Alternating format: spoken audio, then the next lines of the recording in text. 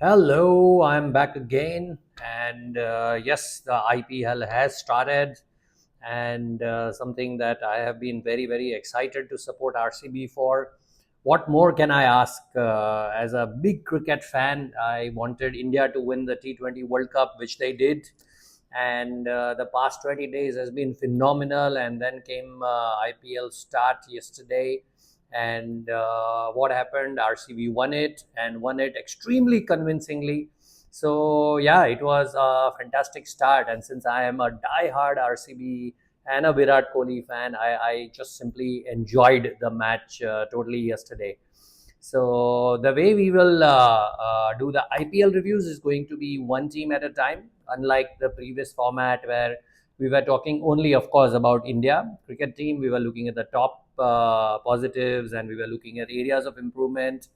But here we will do it differently because all teams are, in a way, India teams. So yeah, we will talk about RCB first today, and then we will talk about SRH, and of course we'll cover the goods and the bads and the uglies and not so great ones as well.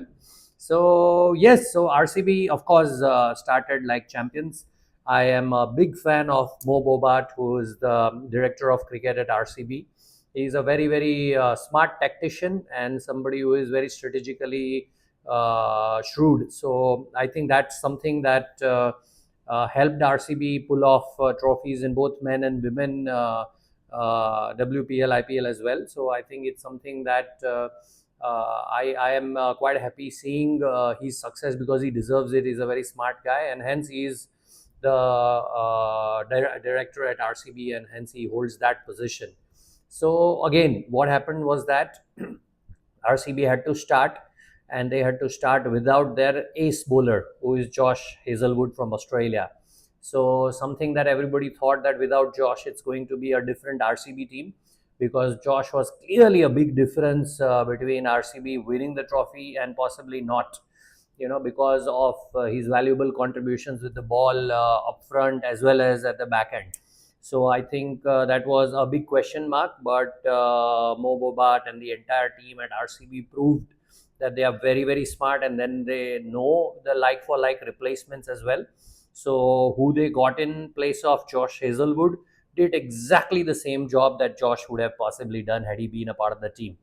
So in came Jacob Duffy from New Zealand, a neighboring nation from Australia's Josh Hazelwood, and he came and did a phenomenal job. So that's something that credit must go to the management team to know who to pick, where to pick, and get the best out of them. So clearly, Jacob Duffy was a difference, because SRH chose to bat and they had to start very strong. And like we all know, they have a very, very powerful opening duo in Travis Sheikh, as they call it. So Travis Head and Abhishek Sharma. And everybody was fearing, knowing that Bangalore Chinnaswamy Stadium is a belter and everybody can just simply score runs for fun.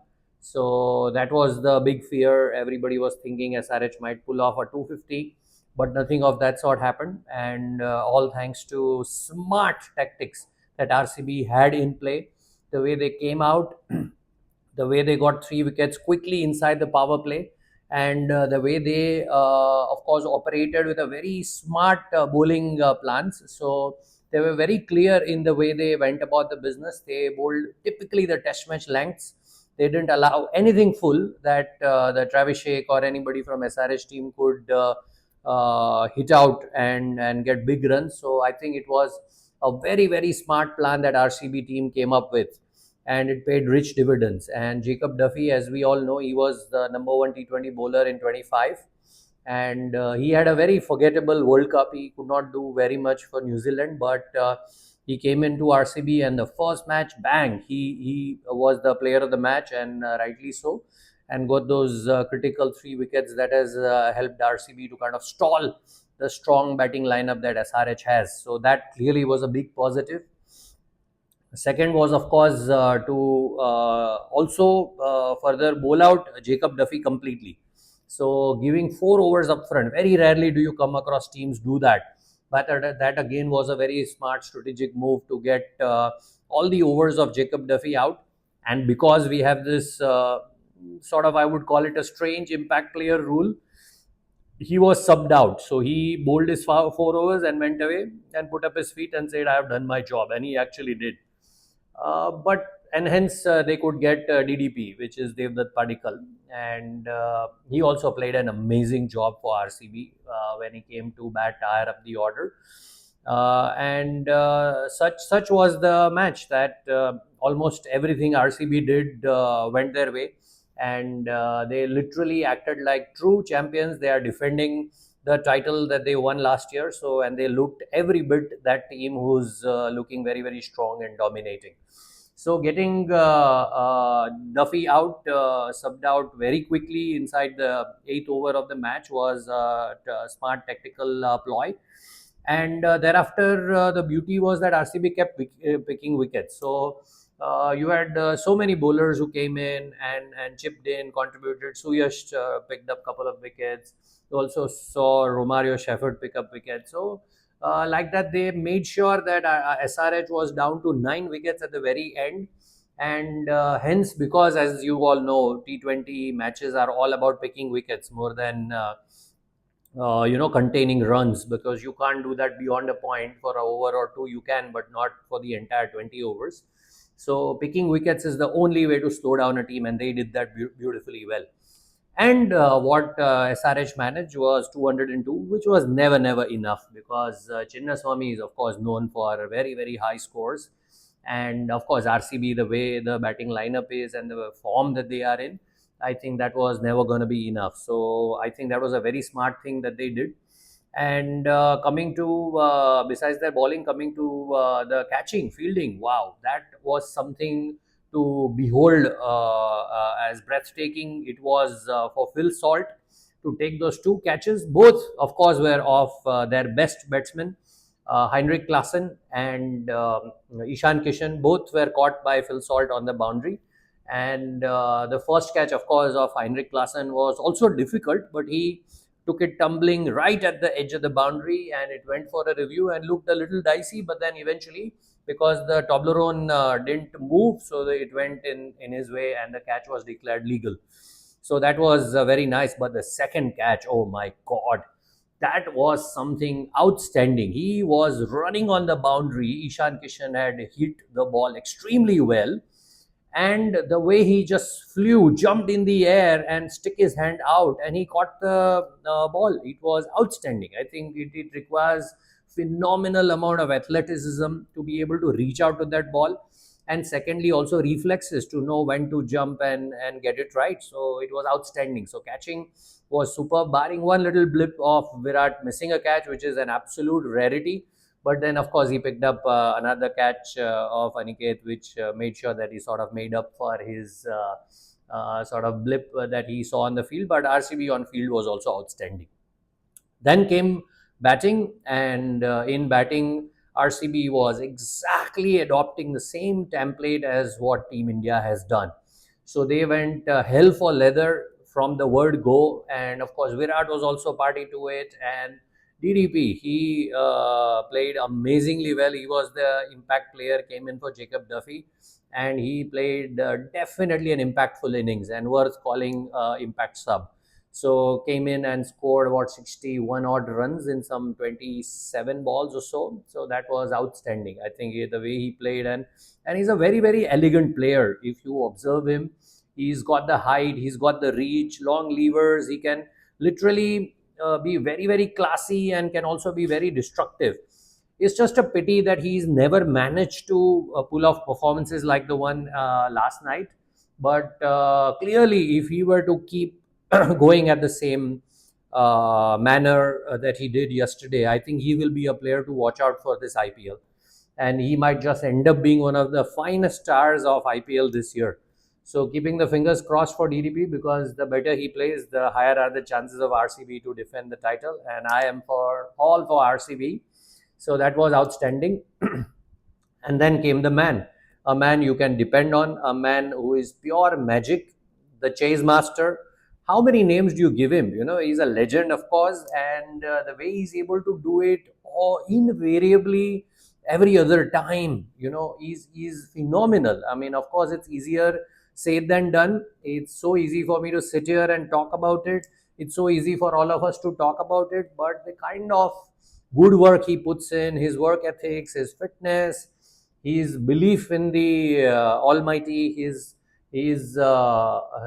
ability to be very tightly bonded with his family. There's so many things that works to your advantage, and I feel that if you have healthy hobbies, healthy practices in life, generally you are well off. And I can see he's got some exemplary habits that he is living with, and hence he's able to deliver these kind of performances. And of course, he's been blessed to be able to play a very special role in Indian cricket that he is playing. And fitness, wow, I mean, he can put a lot of youngsters to shame.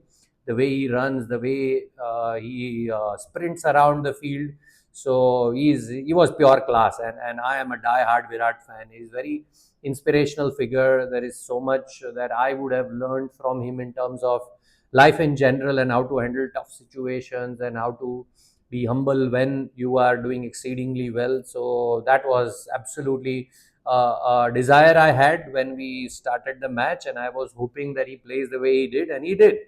And yeah, I was very, very happy, and you can see a big smile on my face thanks to that outstanding innings by Virat.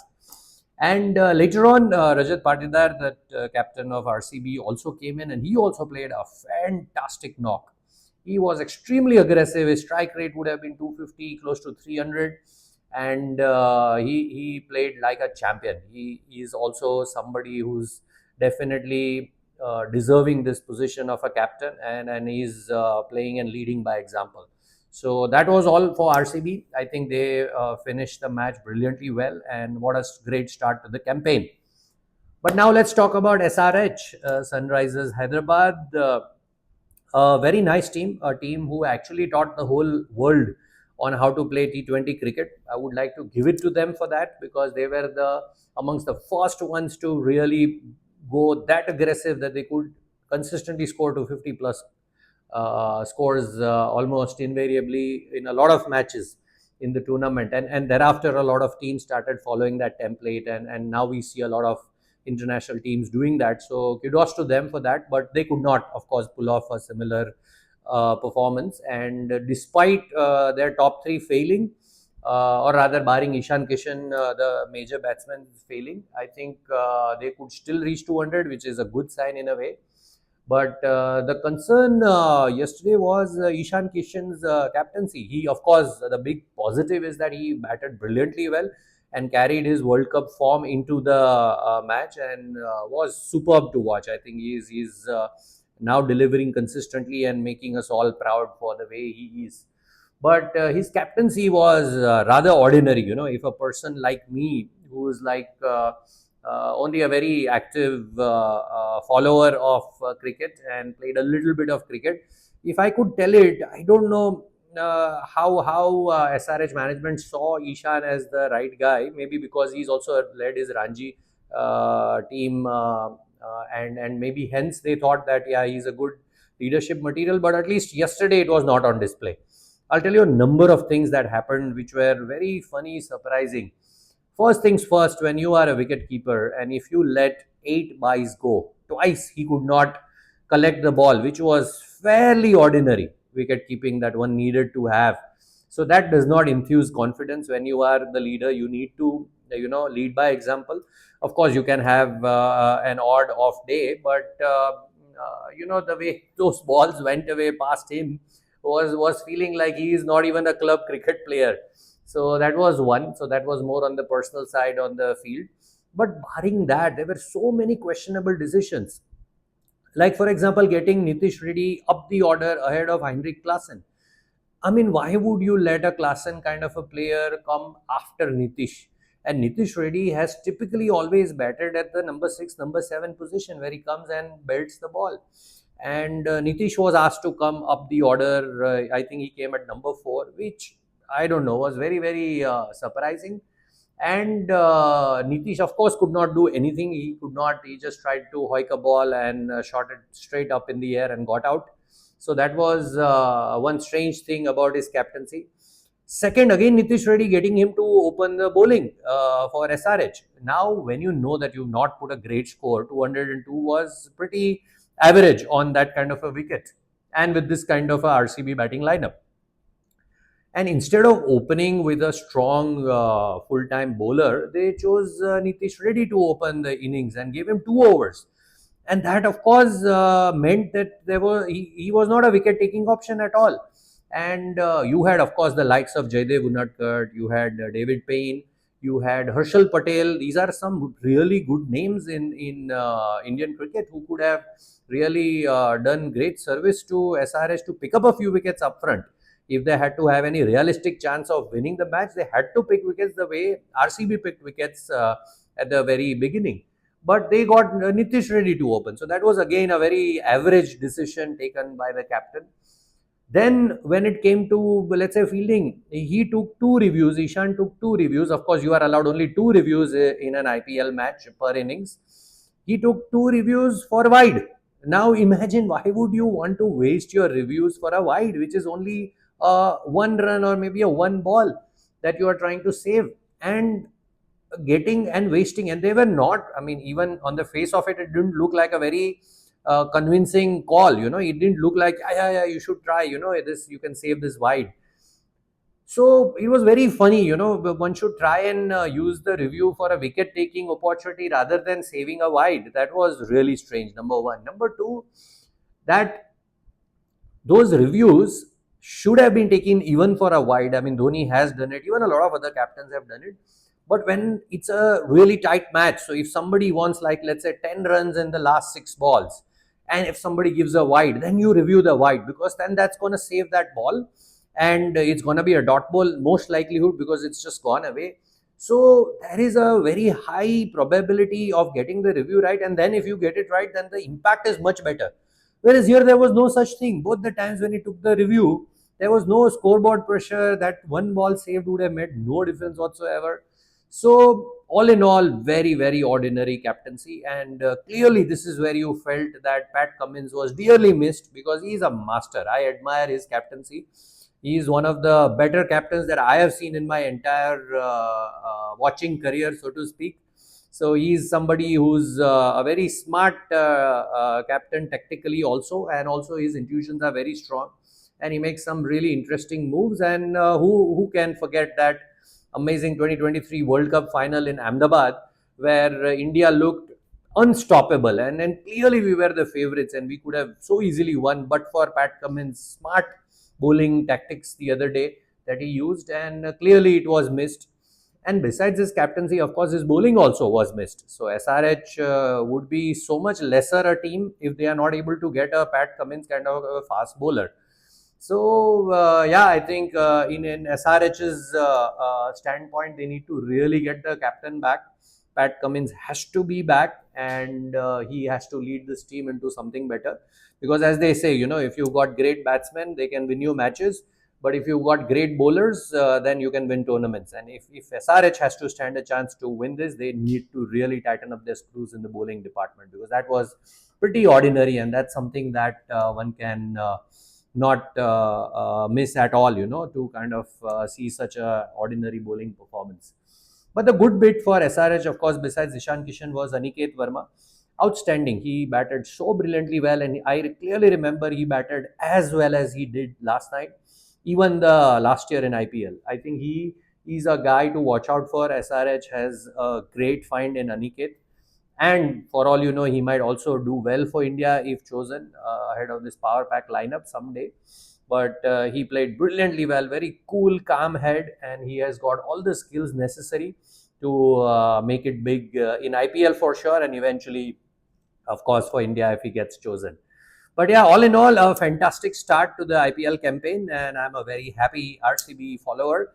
And I would then wind up and wish you a great time, and keep watching. And I will see you the next time after the next match of RCB. Bye bye.